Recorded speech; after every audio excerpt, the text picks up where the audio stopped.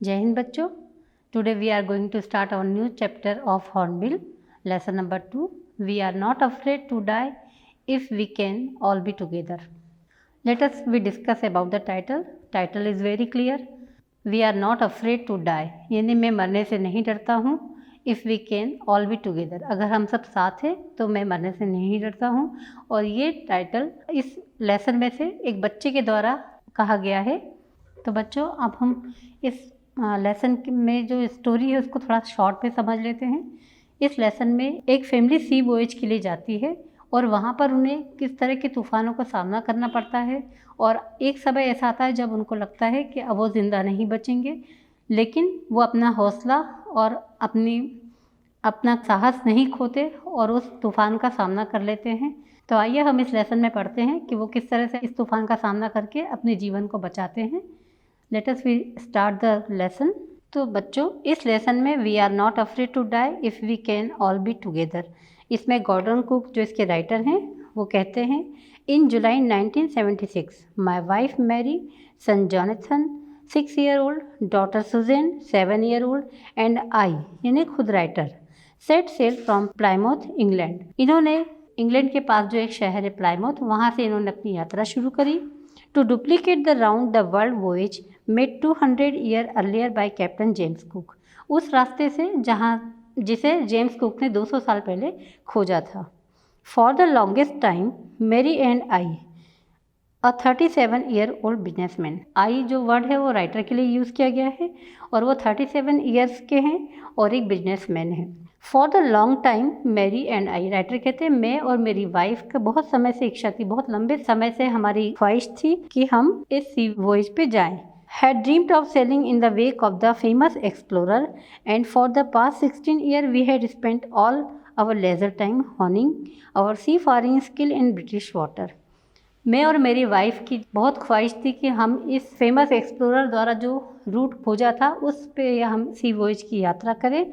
और उसके लिए मैंने अपनी सी फारिंग स्किल को, समुद्र में जो परेशानियां आती हैं उन परेशानियों से निपटने के लिए जो स्किल्स थी उनको डेवलप करने के लिए राइटर ब्रिटिश वाटर, यानी जो ब्रिटेन के आसपास के जो समुद्र, यूरोप के आसपास के जो समुद्र हैं उसमें वो वहाँ पर सी फारिंग स्किल को डेवलप करने के लिए जाया करते थे। Our boat Waywalker, a 23-meter 30-ton wooden hull beauty, had been professionally built, and we had spent months fitting it out and testing it in the roughest weather we could find. Further writer कहते हैं, अपनी boat के बारे में बता रहे हैं कि उनकी बोट जिसका नाम वेवॉकर था वो 23 मीटर लंबी थी, 30 टन उसका वजन था और बहुत खूबसूरत डिज़ाइन की हुई थी किसी प्रोफेशनली कारीगर के द्वारा। And we had spent month fitting it out, और महीनों उन्होंने उसको बनाने में लगा दिए थे। And testing it in roughest weather we could find, और उसको टेस्ट करने के लिए वो जब यूरोप के वेदर जब बहुत ख़राब होता था, उस रफेस्ट वेदर, जो रफेस्ट वेदर वर्ड यूज़ किया गया है वो यूरोप के समुद्र में ख़राब मौसम होता था उसके लिए यूज़ किया है। तो वो कहते हैं कि यूरोप के समुद्र में जो ख़राब मौसम आता था उसमें मैं अपनी बोट को लेकर अपनी स्किल को डेवलप करने के लिए जाया करता था। The first leg of our planned 3-year 105,000 kilometer journey passed pleasantly as we sailed down the west coast of Africa to Cape Town. Writer कहते हैं कि उनकी फर्स्ट स्टेप जो था, फर्स्ट फेज था उनकी यात्रा का, उसमें उन्होंने 105,000 किलोमीटर की यात्रा तय करी और उस समय उन्हें कोई परेशानी नहीं हुई। वो यात्रा बहुत ही प्लीजेंटली, बहुत ही शांति और सुखदपूर्ण निकल गई। और वो कहाँ पहुँचे? Africa of Cape Town, Cape Town जो शहर है अफ्रीका का, वहाँ पे वो पहुँचे। There before heading east we took on 2 crewmen, American Larry Vigil and Swiss Herb Sigler, to help us tackle one of the world's roughest seas, the southern Indian ocean. और वहाँ से उन्होंने 2 क्रूमैन, जिनका नाम था, जो अमेरिका के थे उनका नाम लैरी विगल था और जो स्विट्ज़रलैंड के थे उनका नाम था हर्ब सिजलर, उन्होंने उन 2 क्रूमैन्स को अपने साथ लिया। वो उनकी हेल्प करने के लिए थे, जो रफेस्ट वेदर जो होगा उसमें ये उनकी मदद करते, इसलिए उन्होंने उनको अपने साथ लिया, क्योंकि साउथर्न इंडियन ओशन का वेदर हमेशा बहुत ख़राब होता था। नेक्स्ट पैराग्राफ में राइटर बताते हैं, on our second day out of Cape Town, जब वो केप टाउन से आगे निकले तो दूसरे ही दिन we began to encounter strong gale. तो हमें बहुत स्ट्रॉन्ग विंड्स का, गेल यहाँ पे गेल जो वर्ड यूज़ किया गया है वो विंड के लिए यूज़ किया गया है, तो बहुत तेज़ हवाओं का सामना करना पड़ा। For the next few week they blew constantly. अगले कुछ हफ्ते वो यूं ही आगे बढ़ते रहे। Gales did not worry me. Writer कहते हैं कि जो गेल्स से जो स्ट्रॉन्ग विंड है वो मेरी चिंता का कारण नहीं थे, but the size of waves was alarming up to 15 metre. बल्कि वो जो वेव्स उठ रही थी जो 15 मीटर्स की हाइट की थी वो उससे मुझे बहुत चिंता हो रही थी। As high as our main mast, क्योंकि मेरे बोट का जो मेन मास्ट था उसकी हाइट 15 मीटर की थी। मेन मास्ट से मतलब ये है बच्चों कि बोट के जो सेंटर में पिलर लगा होता है उसको मेन मास्ट कहते हैं। तो वो 15 मीटर की हाइट का था, जिससे राइटर कह रहा है कि बोट जो लहरें उठ रही थी वो भी 15 मीटर की ऊंचाई की थी, तो वो मेरी चिंता का कारण थी। December 25 found us 3500 kilometre east of Cape town. Writer बताते हैं कि 25 दिसंबर को वो 3500 किलोमीटर की दूरी केप टाउन से पार कर चुके थे। डिस्पाइट एट्रोशियस वेदर, डिस्पाइट मतलब बहुत ख़राब मौसम होने लगा। We had a wonderful holiday complete with a Christmas tree. Writer कहते हैं कि हमने 25 दिसंबर की क्रिसमस को सेलिब्रेट किया और उसके बाद हम आगे बढ़ते रहे। New Year's Day saw no improvement in the weather. New Year's मतलब 1 जनवरी, यानी अपने 5-6 दिन की यात्रा के बाद राइटर कहते हैं कि जब वो आगे बढ़े और 1 जनवरी आया तब भी मौसम में कोई भी परिवर्तन नहीं था। But we reason that it had no change soon, उसमें कोई परिवर्तन दिखाई नहीं दे रहा था। जो परिवर्तन दिख रहा था and it is did change for the worse, जो परिवर्तन दिख रहा था वो बहुत ही ख़राब था। At dawn on January 2 further writer कहते हैं कि 2 जनवरी की अर्ली मॉर्निंग, डाउन का मतलब होता है अर्ली मॉर्निंग, तो 2 जनवरी की सुबह द वेव्स पर जाइजनेटिक। जाइजनेटिक मतलब वेरी ह्यूज, बहुत विशाल। तो राइटर कहते हैं कि वेव्स जो थी वो बहुत ही जाइजनेटिक हो गई थी, जाइंट के समान हो गई थी। We were sailing with only a small storm jib. हम जो अपनी यात्रा कर रहे थे, सेल कर रहे थे समुद्र में, वो बहुत धीमी थी, बहुत शांत थी। And were still making 8 not, और हमारी स्पीड जो थी वो 8 नॉट की थी। 8 नॉट यहाँ पे जो बोट की स्पीड होती है उसको नॉट में काउंट करते हैं, तो वो उनकी बोट की स्पीड 8 नॉट की थी। As the ship rose to the top of each waves we could see endless enormous seas rolling towards us. Writer कहते हैं कि जैसे ही शिप रोज करता था उन लहरों में, जब मेरा शिप ऊपर की तरफ उठता था, टॉप की तरफ जाता था, each waves we could see, मैं हर लहर को देख सकता था।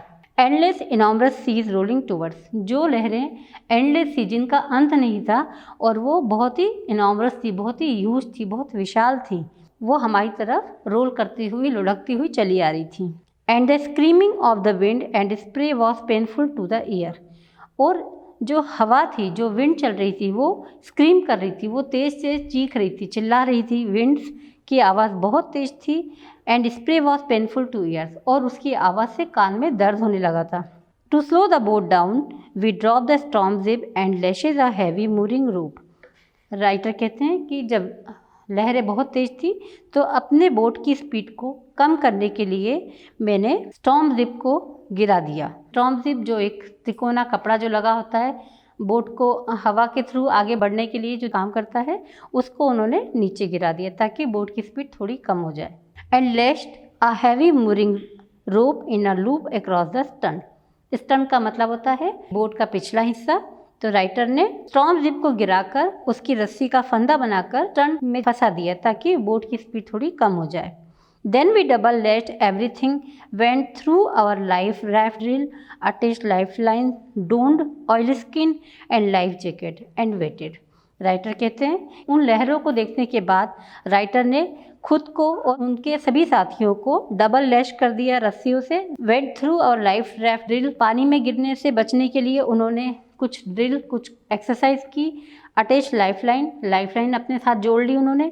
Don't oil skin, oil skin से मतलब है समुद्र में डाइविंग के समय जो ड्रेस पहनते हैं उसको इन्होंने ऑयल स्किन कहा है, तो वो अपनी बॉडी में उन्होंने पहन लिया।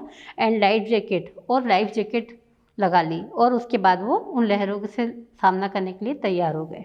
The first indication of impending disaster came at about 6 PM। 6 बजे के आसपास राइटर कहते हैं कि एक अनइजी माहौल हो गया, तूफान आने का एक संकेत सा मिलने लगा। With an ओमिनियस silence, ominous silence से मतलब है कि एक अशुभ शांति छा गई चारों तरफ वहाँ के माहौल में, और उससे राइटर समझ गया कि तूफान अब आने वाला है। The wind dropped and the sky immediately grew dark. वो ओमिनस साइलेंस क्या था कि हवा बहनी बंद हो गई थी और काले बादल छा गए थे। Then came a growing roar and an enormous cloud toward aft of the ship. और अचानक से एक गर्जना बढ़ने लग गई और एनॉर्मस क्लाउड, वो जो विशाल बादल जो दिख रहे थे वो एफ्ट ऑफ द शिप, एफ्ट का मतलब होता है बैक साइड, तो शिप के पिछले हिस्से की तरफ वो बादल आने लगे। With horror, I realized that it was not a cloud, but a wave like no other I had ever seen. और राइटर कहता है कि मैं एकदम देख के घबरा गया। I realized that it was not a cloud. मुझे पता चला कि ये क्लाउड नहीं है, but a wave like no other I had ever seen. ये तो वेव्स है जिसको मैंने अभी तक नहीं देखा था। It appeared perfectly vertical and almost twice the height of the other waves with a frightful breaking crust. It appeared perfect vertical, बिल्कुल सीधी थी ये, and almost twice of the height of the other waves. अभी तक writer ने जो wave देखी थी उसकी जस्ट डबल थी। With a frightful breaking crust, और उसका जो क्रस्ट है, उसका जो टॉप पोर्शन था वेव का, वो नीचे की तरफ झुक रहा था, यानी ब्रेक हो रहा था। The roar increased to a thunder as the stern moved up the face of the wave, and for a moment I thought we might ride over it. Writer कहते हैं the roar increase to a thunder, जो गर्जना सुनाई दे रही थी वो अब thunder में बदल गई थी। As the stern moved up the face of the wave, और वेव जो आ रही थी वो स्टर्न की तरफ से आ रही थी, यानी बैक साइड से आ रही थी, शिप के पिछले हिस्से की तरफ। And for a moment I thought we might ride over, एक क्षण के लिए मुझे ऐसा लगा कि मैं इस वेव से गुजर जाऊंगा। But then a tremendous explosion shook the deck, लेकिन अचानक एक बहुत बड़ा धमाका हुआ और डेक कांप गया। डेक यानी शिप का अगला हिस्सा।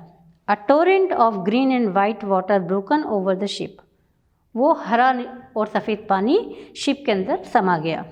माई head smashed into the wheel, मेरा सिर व्हील से टकरा गया। And I was aware of flying overboard and sinking below the waves, और मैं उछल के समुद्र में जाके गिरा और उन लहरों में मैं डूबने लग गया। I accept my approaching death, मैंने अपनी मौत को एक्सेप्ट कर लिया था। And as I was losing consciousness I felt quite peaceful, मैं जब बेहोशी की तरफ जा रहा था तो मुझे बहुत शांति का एहसास हो रहा था। फर्दर राइटर कहते हैं unexpectedly my head popped out of the water, अचानक मेरा सिर लहरों से बाहर आया।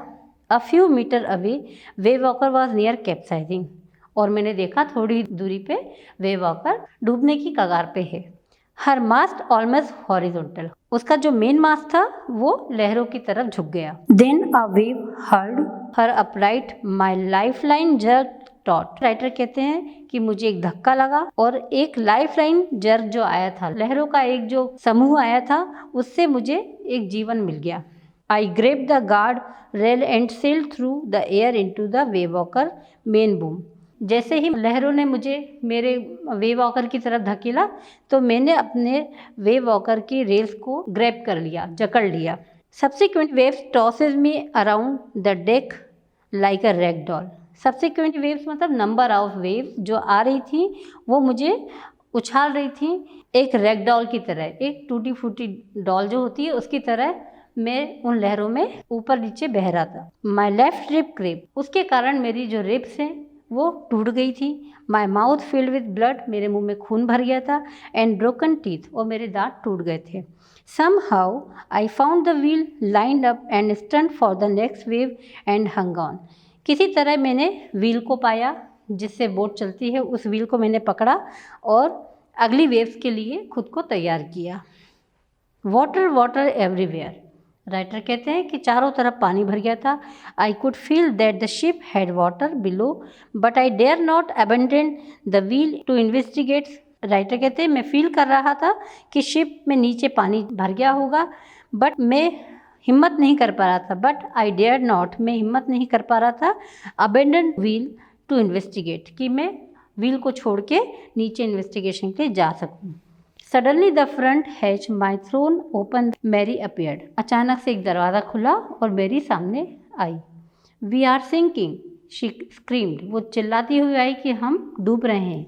The deck are smashed, we are full of water, deck भी टूट चुका है और हम पानी में डूब रहे हैं। Take the wheel, I shouted as I scrambled for the hatch, मैंने उससे कहा ये व्हील को संभालो, और मैं दरवाजे की तरफ भागा। Larry and her was pumping like madmen, Larry और हर्ब जो मेरे साथ क्रूमैन जो आए थे वो पंपिंग कर रहे थे पागलों की तरह। Broken timbers hung at crazy angle, the whole starboard side bulged inward, cloth crockery chart tin and toys sloshed about in deep water. Writer कहते हैं कि जो स्टारबोर्ड था, स्टारबोर्ड यानी जो बोट की साइड्स थी वो टूट गई थी और उसके टुकड़े लटक रहे थे, और बोट में क्लॉथ क्रॉकरी चार्ट टिन्स ये सब सामान बह रहे थे। I half swam half crawled into the children cabin, boat में पानी भर जाने के कारण राइटर कहते हैं कि मैं आधा डूबा हुआ आधा लड़खड़ाता हुआ मैं किसी तरह बच्चों के केबिन में पहुंचा। आर यू ऑल राइट, मैंने बच्चों से पूछा तुम ठीक हो। Yes they answered from an upper bunk, उन्होंने ऊपर के बंक से आवाज़ दी कि हाँ हम ठीक है। But my head hurt a bit said Sue, उनकी बेटी ने कहा लेकिन मेरे सिर पे थोड़ी चोट आ गई है। Pointing to a big bump above her eyes, उसकी आंखों के ऊपर एक सूजन हो गई थी। I had no time to worry about bump head, तो राइटर ने कहा मेरे पास तुम्हारे सूजे हुए सिर को देखने का भी समय नहीं है। After finding a hammer screw and canvas I struggle back on deck, और राइटर ने कुछ सामान ढूंढे जिसमें हैमर स्क्रू और कैनवास, कैनवास वो कपड़ा होता है जो वाटरप्रूफ होता है और शिप में यूज़ किया जाता है। तो राइटर ने उन कुछ सामानों को ढूंढा और वो डेक पर वापस चले गए। With the starboard side bashed open we were taking water with each waves that broke over us, writer कहते हैं कि स्टारबोर्ड की जो साइड्स हैं वो टूट चुकी थी बुरी तरह से। We were taking water with each waves that broke over us, और जो वेव्स आ रही थी वो उसके ऊपर से शिप में घुस रही थी। If I couldn't make some repair we would surely sink, अगर मैं उसमें रिपेयर नहीं करता हूँ तो हम निश्चित तौर से डूब जाएंगे। Somehow I managed to stretch canvas and screw waterproof hatch cover across the gaping hole, किसी तरह से राइटर ने उस कैनवास को स्क्रू करके खींच तान के उस स्टारबोर्ड पे फिट किया और जिन गैप से पानी अंदर घुस रहा था उनको बंद किया। Some water continue to stream below, जो पानी तेजी से बोट में घुस रहा था अब वो पतली धार में आने लगा था। But most of it was now being deflected over the side, लेकिन अभी पानी का रुख बदला नहीं था। More problem arose when our hand pump start to block up, सबसे ज़्यादा प्रॉब्लम तब आई जब हमारा हैंड पंप ब्लॉक हो गया। With the debris floating around the cabin and the electric pump short circuit, writer कह रहा है कि जो सामान बह के बाहर आ गए थे केबिन से, वाटर पंप को उन्होंने ब्लॉक कर दिया था और शॉर्ट सर्किट हो जाने के कारण वो पंप काम करना बंद कर चुके थे। The water level rose threateningly, पानी जो का लेवल जो था वो बहुत डरावने रूप से बढ़ता जा रहा था। Back on deck I found that our 2 spare hand pump had been raised overboard. Back on deck I found that our 2 spare hand pump, मैं अपने डेक की तरफ गया, मुझे याद आया था दूसरा स्पेयर वहाँ पे रखा हुआ है हैंड पंप का। तो राइटर कहते हैं मैं वहाँ पे अपने डेक की तरफ गया और मैंने देखा कि वो भी ख़राब हो चुके हैं। Along with the forestay sail, the zip, the dinghies and the main anchor, writer बताते हैं कि जो उस लहर के कारण जो भी सामान थे, जैसे जो सेल का कपड़ा था, जो जिप थी, जो डिंगीज थी, मतलब छोटी नाव जो थी, स्मॉल बोट जो उनके पास थी, वो सब टूट गई थी। Then I remember we had another electric pump under the chart room, और उसके बाद राइटर को याद आता है कि चार्ट रूम में भी एक इलेक्ट्रिक पंप रखा है और उसने वहाँ जाके कोशिश की। I connected it to an out pipe and was thankful to find that it worked.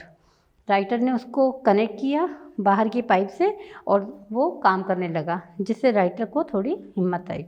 The night dragged on with an endless, bitterly cold routine of pumping, steering and working the radio. Writer कहते हैं कि पूरी रात हमने गुजारी जो endless work था, अंतहीन काम किया हमने उस रात बिटरली कोल्ड थी, बहुत ठंडा मौसम था। रूटीन ऑफ पंपिंग, और हमने जो काम किया वो हमारा क्या था, पंपिंग कर रहे थे, हम पानी बाहर निकाल रहे थे, स्टेयरिंग को संभाल रहे थे, एंड वर्किंग द रेडियो, और बीच बीच में जाके अपना रेडियो ट्रांजैक्शन जो था वो चेक कर रहे थे। We were getting no replies to our mayday call, और हमें वहाँ से कोई जवाब नहीं मिल रहा था। यहाँ मेडे कॉल से मतलब है distress call from radio, radio के थ्रू जो संकेत भेजते हैं, संदेश भेजते हैं, उसके लिए इन्होंने मेडे कॉल यूज़ किया है। तो राइटर कह रहा है कि हमारा वहाँ से कोई जवाब नहीं आ रहा था हमें, which was no surprisingly in this remote corner of the world. Writer इस चीज़ को एक्सेप्ट करता है कि कोई आश्चर्य करने वाली बात नहीं है, क्योंकि हम जहाँ थे वो रिमोट कॉर्नर एरिया था वर्ल्ड का। रिमोट कॉर्नर एरिया से अर्थ है कि दूर दूर तक कोई आबादी नहीं थी वहाँ पर। Sue's head swollen alarmingly.